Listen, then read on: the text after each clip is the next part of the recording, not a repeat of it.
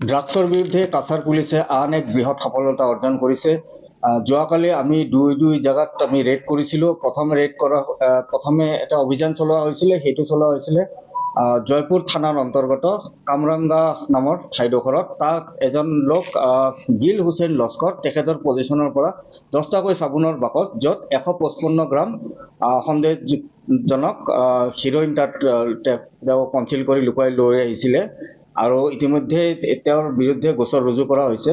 সমান্তৰালভাৱে আবেলি সময়ত প্ৰায় 7:30মান বজাত সোনাবাৰী ঘাট অঞ্চলত আৰু এটা ৰেড কৰা হৈছিলে, য'ত আবিদুল আলিম আৰু জাবিৰ আহমেদ এই দুজন ব্যক্তি ড্ৰাগছ সৰবৰাহকাৰী ব্যক্তি, তেখেতসকলৰ পজিশ্যনৰ পৰা আমি 6টাকৈ চাবোনৰ বাকচ, য'ত 80 গ্ৰামকৈ সন্দেহজনক হিৰ'ইন তেওঁলোকে লৈ আহিছিলে। আৰু আমি এই হিৰ'ইনৰ লগত 2টাকৈ মোবাইল ফোন জব্দ কৰা হৈছে। আৰু ইতিমধ্যে 2টা পৃথককৈ গোচৰ ৰুজু কৰা হৈছে আৰু ইয়াৰ তদন্ত আগবঢ়া হৈছে। টোটেল 235 গ্ৰাম হিৰ'ইন আৰু ইয়াৰ বজাৰ মূল্য প্ৰায় 1,20,00,000 হ'ব।